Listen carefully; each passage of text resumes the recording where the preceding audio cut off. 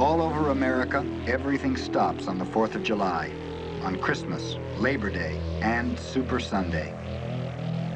On this day, Super Bowl 18 will be played for the largest television audience ever to watch a sporting event.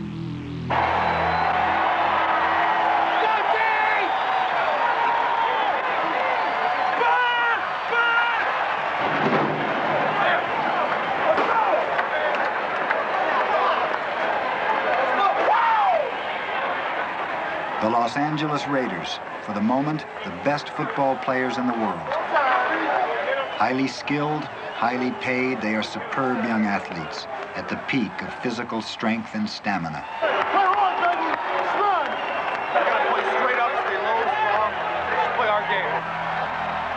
A few have played for 10 or 15 years.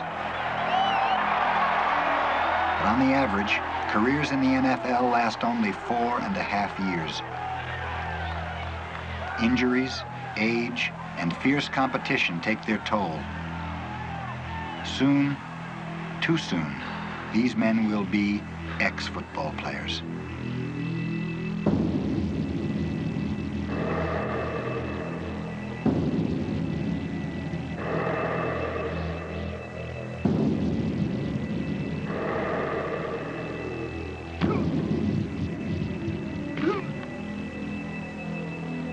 They have dedicated the better part of their lives to becoming masters of the game. Yet, before their 26th birthday, most will be forced to leave the game forever. I'm straightening him out, I'm stringing him out. There's nothing I can do outside the tight end. I understand that. The thing is, Teddy got hooked down here. I had a perfect angle. I told him to widen out, and what he said was, fucking war. Theismann back. Looks off to the left, and he fires it out there. Intercepted! Jack Squirrel! Touchdown Raiders! I don't believe it! Holy Toledo! Each year, 1 million kids play football in high school, 40,000 in college, but only the best 1,600 make it to the NFL.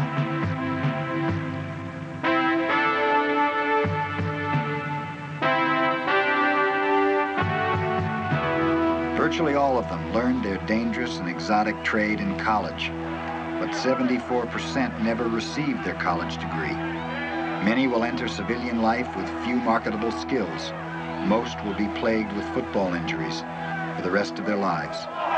We convinced the world that we're world champions, and there's no doubt about it. No, who's gonna take my picture? Football been very, very good to us. No, we knew they got a good defensive line. We just knew we had to go out there and physically pound on them, and that's what we like to do. Isn't that great, huh? One man who played far longer than most is the legendary 00, Jim Otto, Raiders center for 16 years. Jim Otto, I guess the greatest all-pro center that's ever played this game, and you were here with your football team. All of a sudden, now you're here in a suit. Would you fit in with this offensive game? Kind of hide in there a little bit. Well, I played at about 263, so I could have probably been in David's shoes. He's in my shoes, basically the same as I was at the time. I could fit in there. In the early years of its existence, the American Football League was a motley collection of paperweight defensive tackles, tortoise-quick wide receivers, players of dubious talent, and one 200-pound offensive center. Now only the 200-pound offensive center remains, and while the league gained in stature, he has put on 55 pounds of muscle. The man is the last of the original Oakland Raiders, 00, Jim Otto. His record is remarkable, for today marks his 205th consecutive starting assignment. Jim Otto was an Iron Man. Jim Otto prided himself. I'm going to start, I'm going to play, I'm going to be there in the middle every game. Hold him down there, baby! But an Iron Man pays for it later.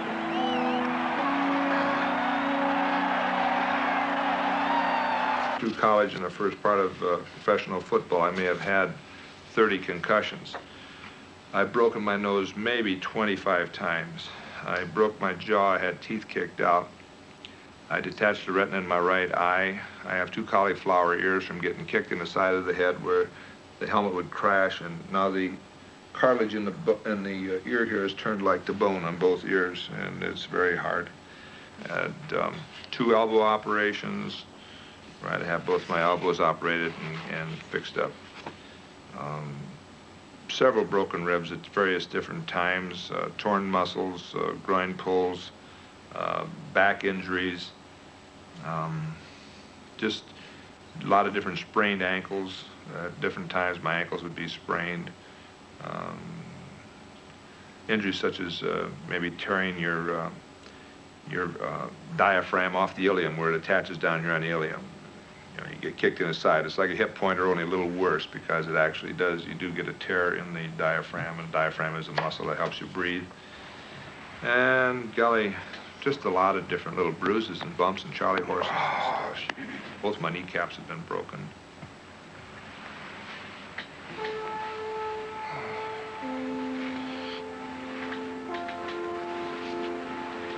He earned himself a place in the Pro Football Hall of Fame. 150 stitches in his face. And under the skin of his left knee lies a plastic and metal artificial joint.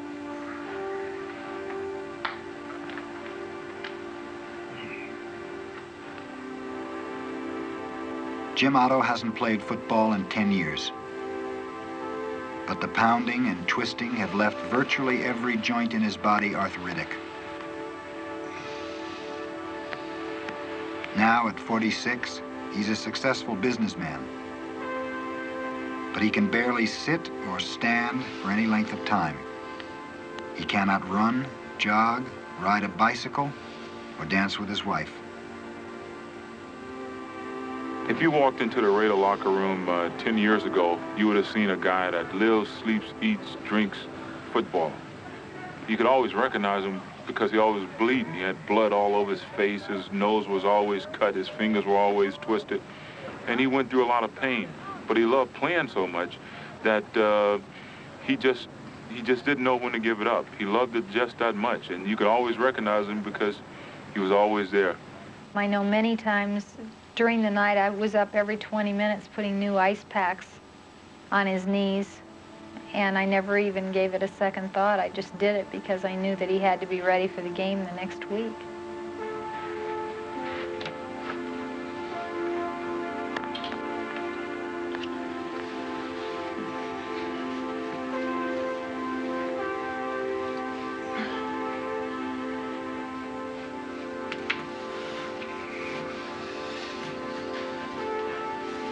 Next month, he must enter the hospital for back surgery or risk partial paralysis.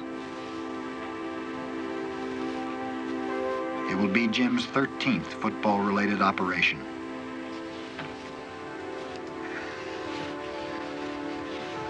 Jim, how do you feel in the morning when you wake up? I feel like I got hit by a truck. I wanted to be that person, like Johnny Unitas or Jim Otto. And I made up my mind that I was going to be that all-American, tall American, you know, the thing from Kellogg's Cornflakes. That stuck with me. And that's exactly what I wanted to do, was be an all-American football player. Roger Stillwell became that all-American. He might have become another Jim Otto. A junior coming back for more Stanford football is Roger Stillwell, number 91. Stillwell's by UPI All-American. In 1975, Stillwell was drafted by the Chicago Bears. He had made it to the NFL. Trophy winner, John Capoletti. Roger Stillwell was a tremendous athlete. He came from a school and a university which wasn't known for defensive linemen, and he was one of the best to ever come out of there. My 1975 season as a rookie was tremendously successful, and I had success that usually only first-round draft picks are accorded. In 1976, we played the Oakland Raiders, and I knew that everybody in the world was going to be watching me, and they were expecting something big from me. As Oakland discovered on its first series, number 71, Roger Stillwell, is one reason the Bears ranked second to San Francisco in sacks in the entire league. Stillwell is an interesting story. A consensus All-American at Stanford, he has blossomed along with the rest of the players. For me, I knew at that point that, you know, my career was going to be successful and that I was as good as the best in the league, so it was a significant moment for me. I was a cheerleader from as far back as I can remember. I always seemed to go with the football star, and when I met Roger, I thought, great, this man, I love him and I adore him, and my life is going to be exciting, and we're going to go to fun places and have money to spend and, you know, just lead a carefree, thrilling life. And it didn't end up that way at all.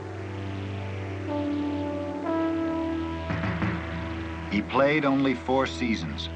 In 1979, sidelined with severe knee and back injuries, Roger Stillwell read in the paper that he had been cut by the Chicago Bears.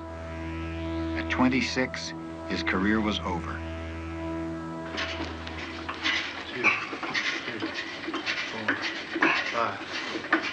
It's been 6 years since Roger played football.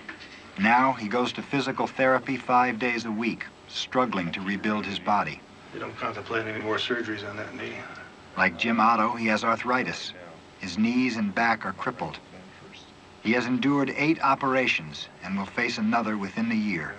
I'll have an arthrogram done in the next few weeks on my right knee. All broken down, Roger. That's the hardest thing I have to do. I'm trying to put my shoes on. So you can't put your own shoes on? No, I can't bend over that far. And this brace really prevents me from, you know, it really sticks me. Stillwell is 32 years old. He has difficulty supporting his family. He lives in constant pain. Right. I'll probably be back at 1:45. Okay. I must have kicked 1,000 footballs for him to catch and run with. I threw him 1,000,000 passes for him to catch and run with. I used to stand behind the goal post and shag footballs as he kicked them through the goal.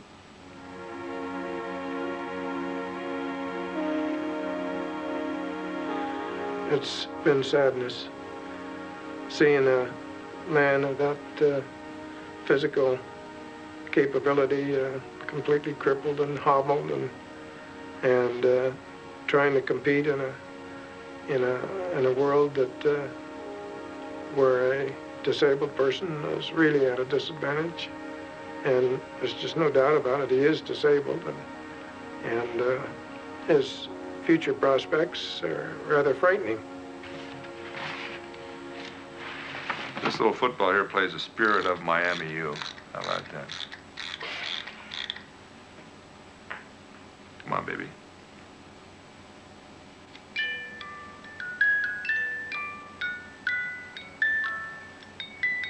I don't think there's any copyrights on this thing. The spirit of Miami U.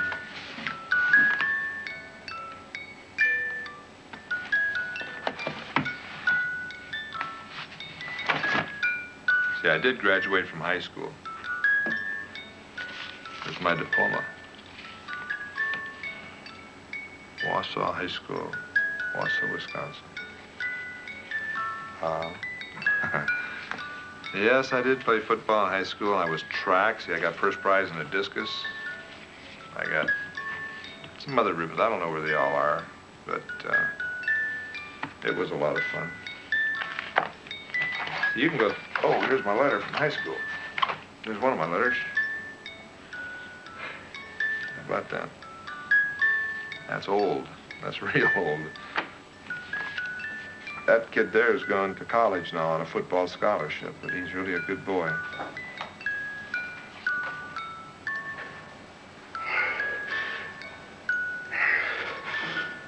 Jim Jr., the Otto's only son. Like his dad, he played football in high school. Now he's headed for Utah State to major in business and play football. Push, push, push. One more. Come on up. All right, that's good. All right. Every fall, thousands of young men go off to play NCAA college football. Many, like Jimmy, dream of making it to the NFL. It's good. That'll build up all these muscles right in here, and that's what's very important in football. You got to build up all this right in here. That's your driving muscles for driving. You hit a guy, you drive him off the line, and this is where it comes from, right in here. There's a factory out there called NCAA. They're producing replacement parts every year. And those replacement parts come in on the assembly line, 336 draft choices every season. And they're out for your job. So we are replaceable. We're only interchangeable parts. Like everybody else, I guess the favorites. Washington looks like they're stout, awfully stout. Unfortunately,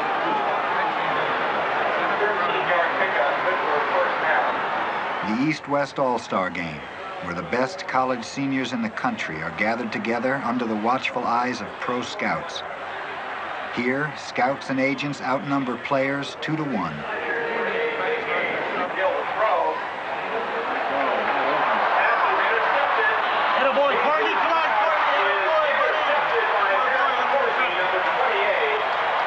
It's a gamble, but he's a good risk. I like it. No, he's a fine little competitor. This is the scouts' last chance to size up next year's NFL rookies. For these players, payday is just around the corner. Center from Texas is in the goal, yeah. He'll miss his block. He missed it. He did. He missed it again. Here, a missed block or a great catch can affect a player's value in the pro draft. Hundreds of thousands of dollars are at stake. I did feel like I was in a meat market, and that everywhere that I went, people were sizing me up, and this entire experience of being chased after by professional scouts, by agents, by people from the bowl games, the all-star games, I started to really feel like a piece of meat. I don't know whether it's his left elbow or left wrist, but that will have to be checked out with our orthopedic surgeon. They're still college kids, but the next time they play football, they'll be professionals. A few will also be millionaires. That's a hell of a catch. Yeah, that's a heck of a catch. I like that, Bill. I like that. Little fellow with a lot of speed and great hands. How do you pick a first rounder or a guy that's going to make your squad? Any guy that'll make my wife sit up on the end of her seat, that's a talent. That means he'll be a winner. That's a pretty doggone good meat market if you can go up $1 million by looking good. Because they're in college and they aren't getting paid any money. Legally, they're not getting paid any money. And they know that their payday is coming. And the difference between a first-round draft choice and a second or third round draft, that's drastic money. That's big money. My first few years of pro football, I played for nothing. I can remember the first time they took a picture of me as a pro and said, "This is going to be on a bubblegum card." I said, "Wow, I finally made the big time."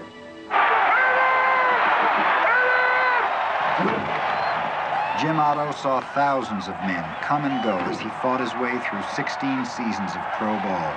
Finally, in 1975, age and injury caught up with Double O.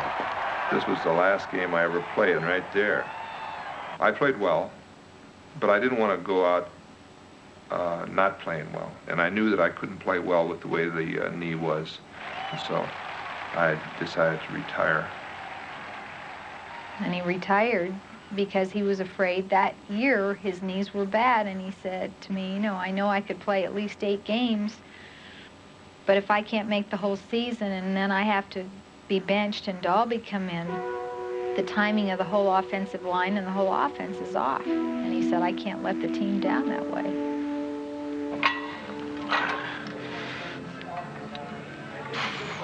When Jim Otto stepped down, Dave Dalby won the starting job at center and has held on to it for 9 years. Now, 5 knee operations later, he's the old pro. That's what's so tough about football, people don't understand, is that there's always a constant pressure every year. I mean, there's a player coming after your position from the colleges every year. There's 1,200 graduates, or I don't know how many there are, but they all want your job, and there's only 26 of them. Jim Romano, 23, came to the Raiders from Penn State. He's after Dave Dalby's job. David, as far as he'll play forever, probably. You know, they're going to have to drag him out of the locker room. Probably his fingernails are going to be caught in the rug. But hey, the sooner the better. It's fine with me. He can retire tomorrow, and I'll come to his retirement party. When you talk professional football, you don't talk job security. It's something that you don't know if you're going to be here today or gone tomorrow, or you're going to be injured, or you're going to be maimed for life, you're going to be dead. Someone over your shoulder is going to take your position.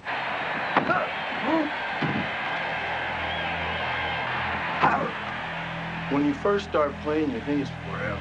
you're healthy, you're feeling good, you're on top of your world. So you sort of say, I should be able to play this game until I want to quit. Mm-hmm. But it's not often that way.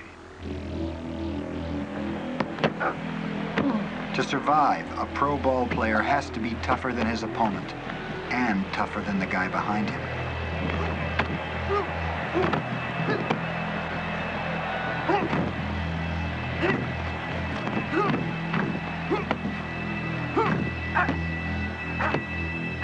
In a given season, he stands an 80% chance of injury.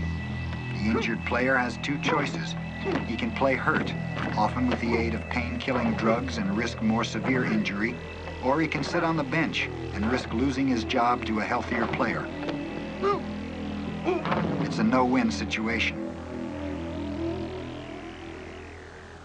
If you're going to play football, then you got to be tough and you got to play hurt. Every coach I've ever had, has always, always asked you, can you go? You start off and playing in the street, and then you play in high school. And if you don't like getting hurt or playing with some hurt, and there's a certain amount of macho-ness to it, you just quit. You don't play anymore. They do something else. People see you getting hit, but they see you get up and go back to the huddle, get up, go back to the huddle, get up, go back to the huddle. But they don't realize that for every play that you go, every time you run that ball there, you're lucky if you don't get up with something aching. You're lucky if for one play out of every 5 that you may get up every 6 without something aching.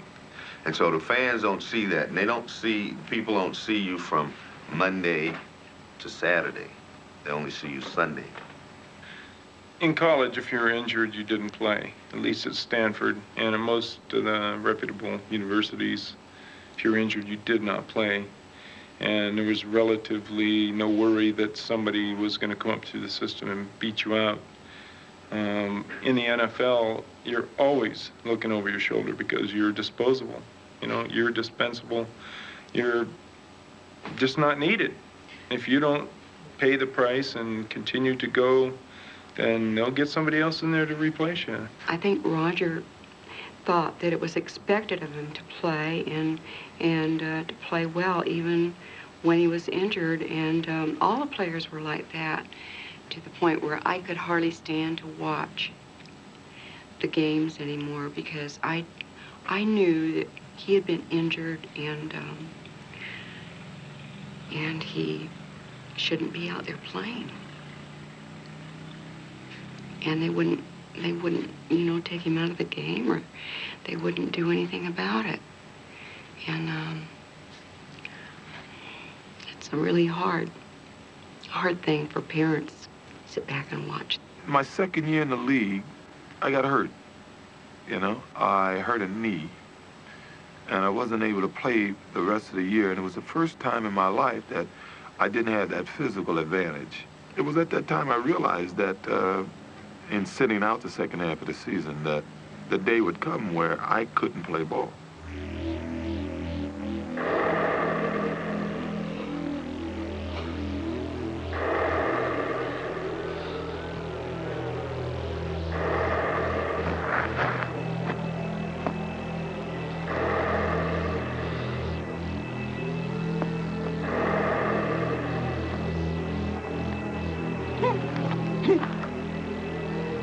When the ball was hiked, I exploded off on the ball.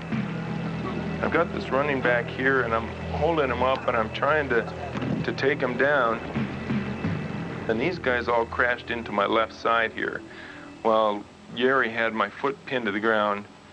And that kind of started the process. I could feel my knee starting to give. I could feel the bands, the ligaments, and the tendons in there starting to quiver. And it's like taking a rubber band and pulling it until it can't go anymore.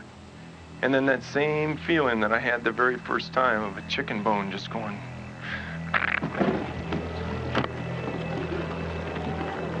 I ended up on the bottom of the pile with 11 people piled on top of me with my left foot close by my ear here, and just the most hideous, just awful feeling of my leg, just feeling like it's exploding apart like this.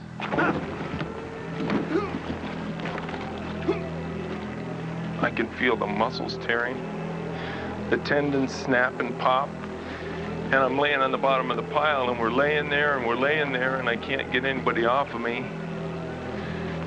And as we got up, they got up one by one, and I pulled my leg back around like that, and it started to go into shock, which means I didn't have any feeling.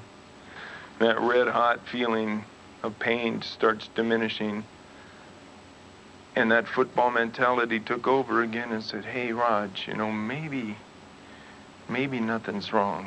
You know, let's see, let's get up here. So I get up there, and I turn around in the huddle, and they call the play, and I turn back around, and I start to walk over to where my position is, and I'm thinking, my mind is racing, I'm going, oh God, please, like that, and I take my first step on my leg, and it goes, you know, it's just totally unstable, and I just turned around, and my eyes were just, you know, I'm welling up with tears like this, and I just look around at everybody's, I just said, I gotta go, and I walked off the field, and,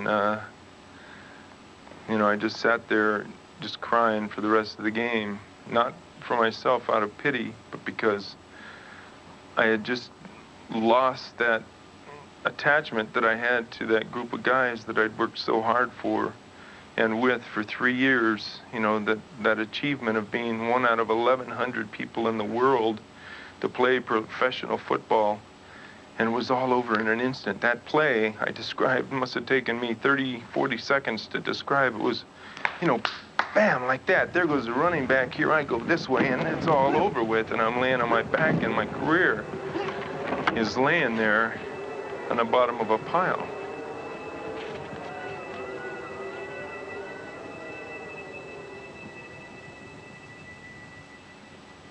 You knew, I mean, I knew in my gut that this was a real serious hit, even though he got up and walked off the field. There was just a brief shot of his face as he limped away, and I knew that it was the end, really. In my heart, I think I knew from that moment. And here I am, and all of a sudden you know, I'm not going to have that comradeship anymore, and that's one of the most important things to a football player is the bonds that develop and the friendships and the tightness. And, you know, what makes a football player is that you go out there every day and you sacrifice and you work your butt off and you give 100%, not for yourself, but you do it for your teammates, and that's what draws you close. It's a sacrifice, and the coach is screaming at you, and, you know, all that stuff. I miss that so bad. I miss that comradeship. I miss having Mike as my roommate. I miss having him to talk to. There's nobody else, you know, even Kyle. They don't understand what I've been through in my life, and these guys know that. And all of a sudden, it's just gone.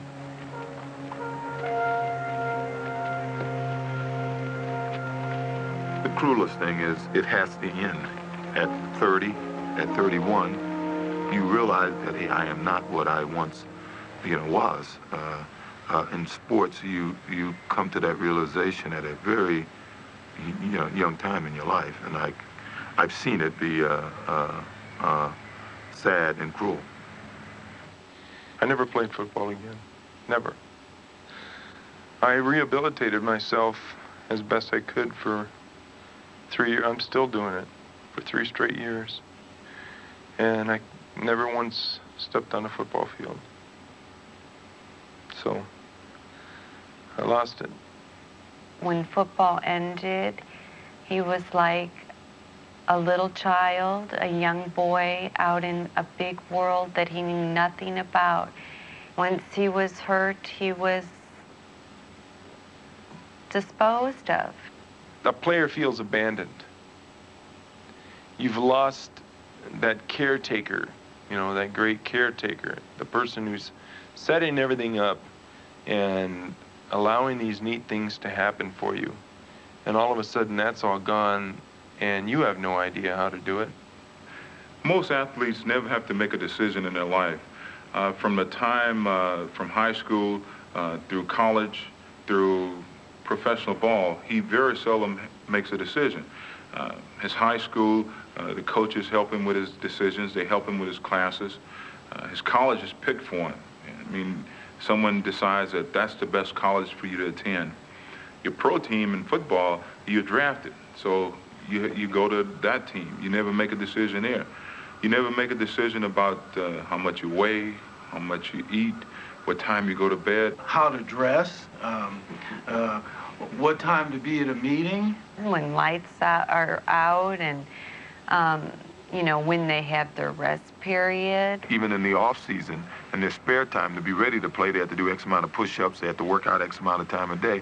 So in most cases, when an athlete is really asked to make a decision, he doesn't have any training. He hadn't made any decisions, so he really doesn't know how to make one. Well, my thing is it becomes a problem with athletes because they've been so regimented. They've been so, everything has been planned out for them, be here, be here. It's a very restricted, regimented life, like going off to Boy Scout camp.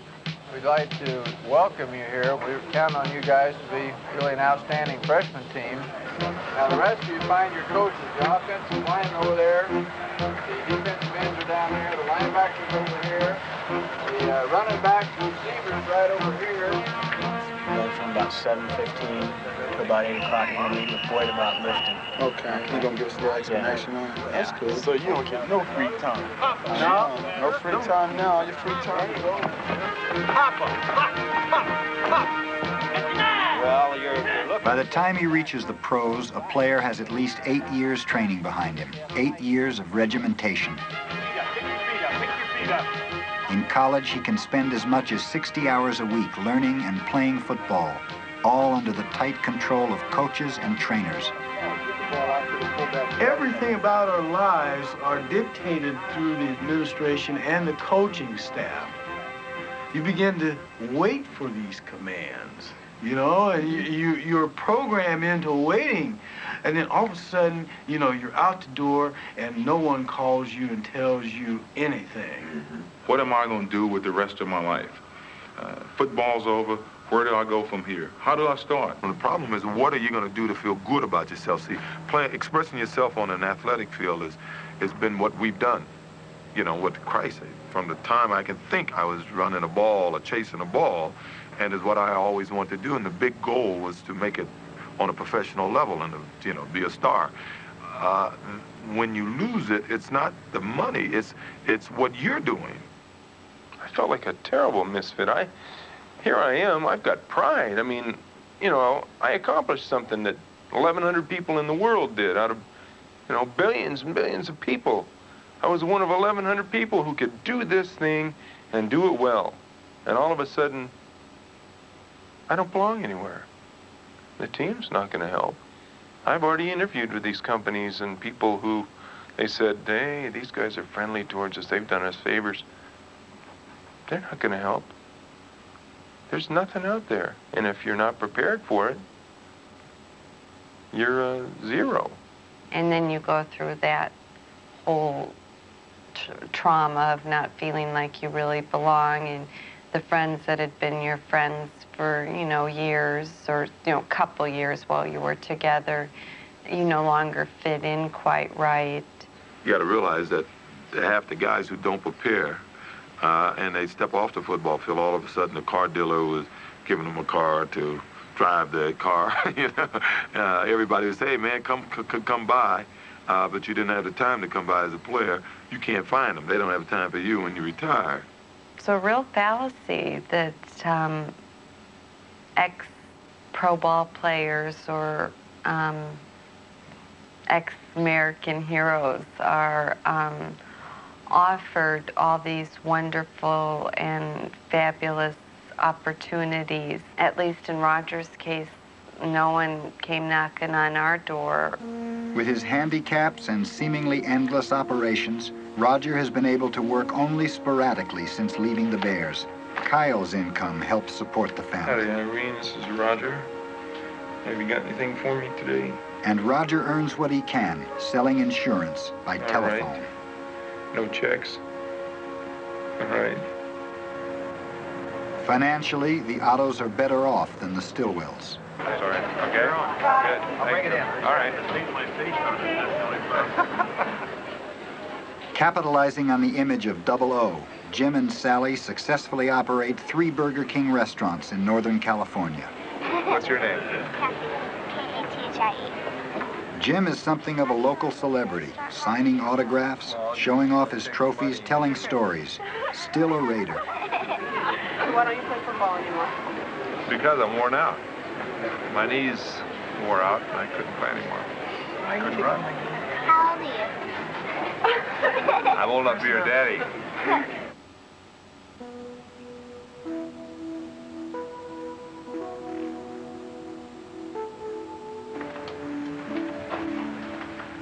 Good day, sir. How you doing? How are you? Kevin Harrington, good to see you. Nice to meet you. I got one sock off with my cane, but I can't get the other one. All right. What I need to do is to ask you a bunch of questions. I guess you've been through this before, have you not? Yeah. Okay. All right, tell me when you had your first injury, and let's just sort of go through it that way. When you first injury, what it was, and so on. My first knee injury was when I was 18 years old as a freshman at the university. Okay. It was the medial collateral ligament on the right knee. Okay. And then the second knee injury was my sophomore year to the left knee, the same thing. It was a meniscus. Okay. Both medial. Those both operated on, I presume? Yes. Okay. Then I had 5 surgeries total from college on my right knee, 4 surgeries total from college on my left knee. Okay. This one here is there's a prosthesis in here. Okay. And it's total knee or? It's a partial. It's a medial half. Oh yeah. Okay. I'm going to have a total knee put in January in this one. Okay. The knees actually, I think, have screwed up my back. I can't exercise. All the quads have atrophied, and I don't have any strength.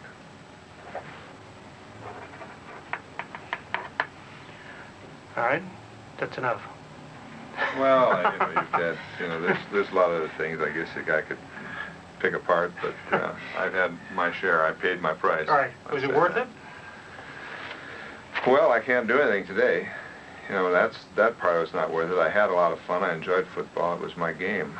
But right today, I can't be on my feet to work or anything. And I think basically he has a life that's going to be one of more or less continuing pain, which, as I say, is partly psychological because he's been an active athletic at a high level of athletic competition for years, and now he has a hard time walking, much less doing anything more than walking. And he was talking about he'd look forward for years to teaching his son football, and when his son got to be the age where he could reasonably take advantage of that, he could hardly walk. This guy is a classic example of the price that many of these people have to pay, and I think in his case, the price is far in excess of the benefit he got. All the way up. That was a bite. And just come back. Let me sort of move it back and forth.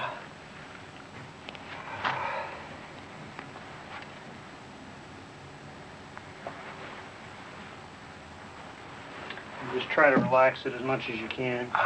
that hurts. Where does that hurt you? In the front of the knee or No, all around, from the medial to the back. Okay, all right. I've got an anterior cruciate that just is totally gone. All right. Now again, try to let it relax. Okay. I should have been a doctor.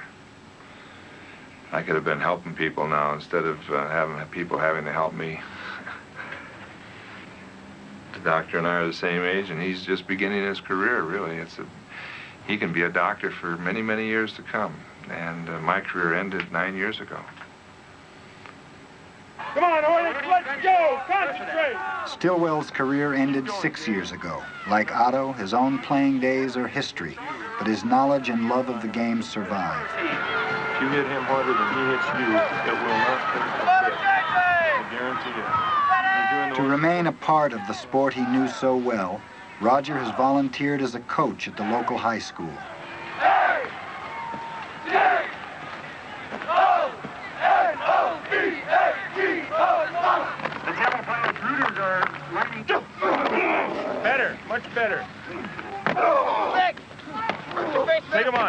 on, take him on. Don't stop your Heads legs. up. Don't stop your legs. Good job. Take him on. That's it. Good, Dave. Arm under, all right. Everybody take a knee. The presentation is Now. in honor of dedicating the...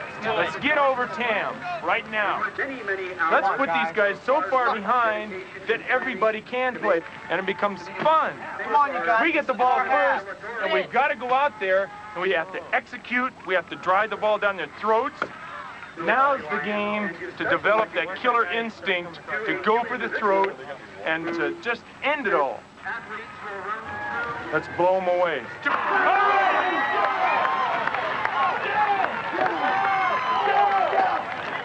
job, buddy. I've been trying to figure out why Roger would still want to participate in football. All I can figure out is that it's just a totally man-on-man sport. But I feel the price you pay for football is much too high.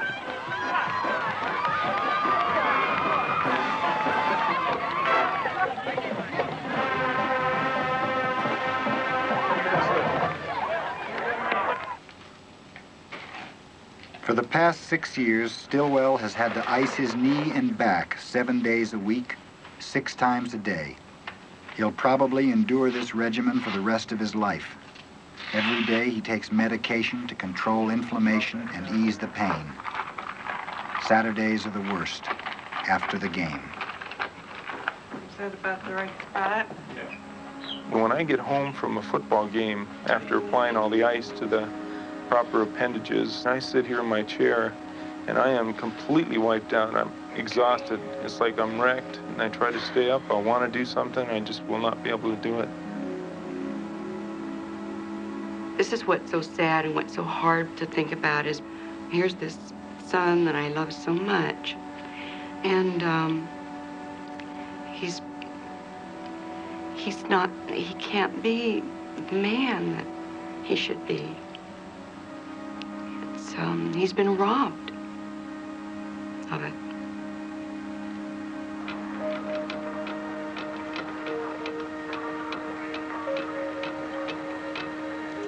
Altogether, Jim Otto played organized football for 24 years. The constant pounding finally, years later, has caused discs in his back to rupture.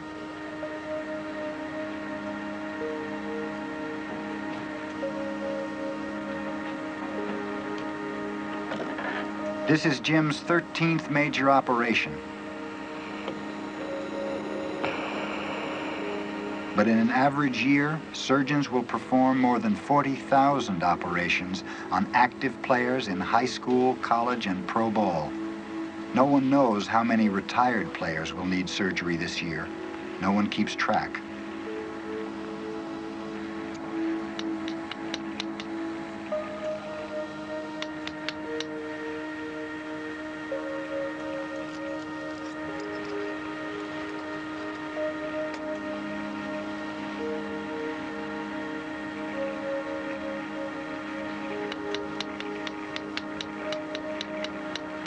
It is now estimated that all retired players suffer from spinal compression. Only time will tell how many, like Jim Otto, will require spinal surgery. Jim had always been very reluctant to have anyone touching his spine for any reason, and he put off the back surgery as long as he possibly could. When our son saw Jim after his back surgery, that's the first time that he's ever been to the hospital when Jim's had surgery, and he collapsed when he saw Jim. He just couldn't believe how bad Jim looked and the pain that he was in, and he just collapsed. At Utah State, Jim Otto Jr., number 96, made the varsity as a freshman. He's a linebacker, and on punts, snaps the ball from center, like his dad.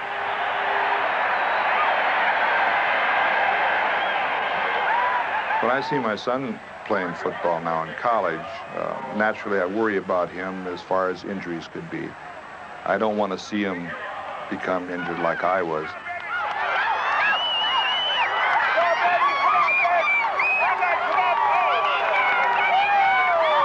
For the next 4 years, Jim and Sally will crisscross the United States, going to every one of Jim Jr.'s games.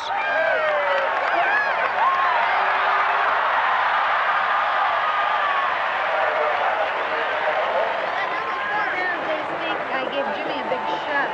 Oh, well, thank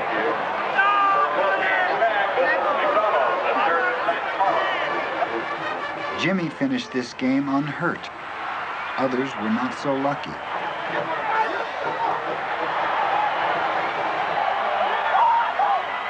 I was telling him there had to be a record for knee injuries in one half.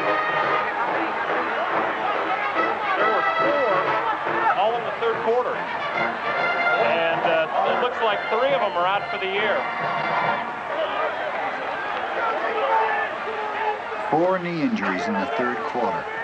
But in an average year, players in high school, college, and professional football will suffer 125,000 knee injuries.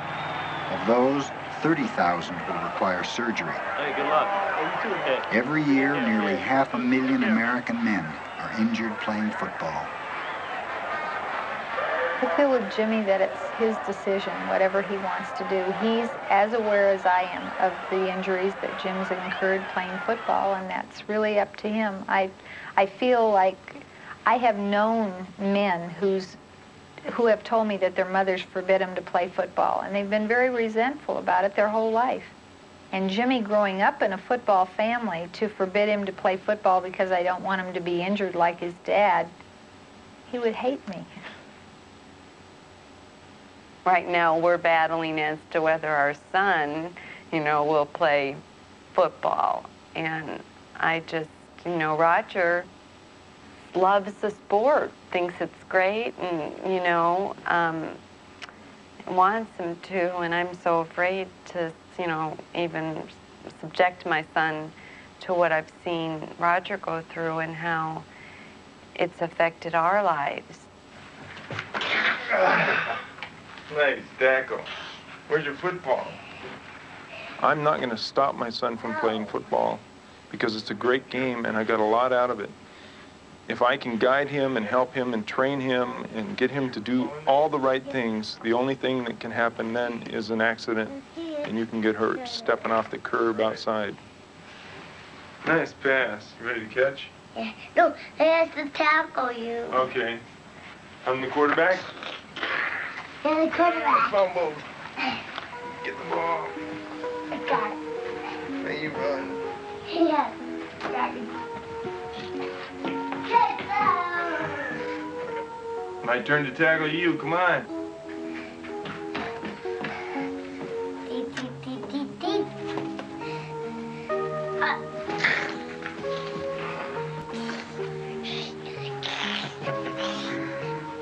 I'm gonna be a fighter. Catch.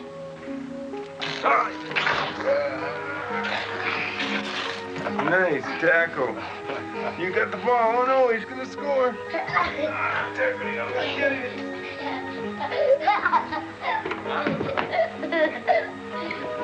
Go for 6. Touchdown.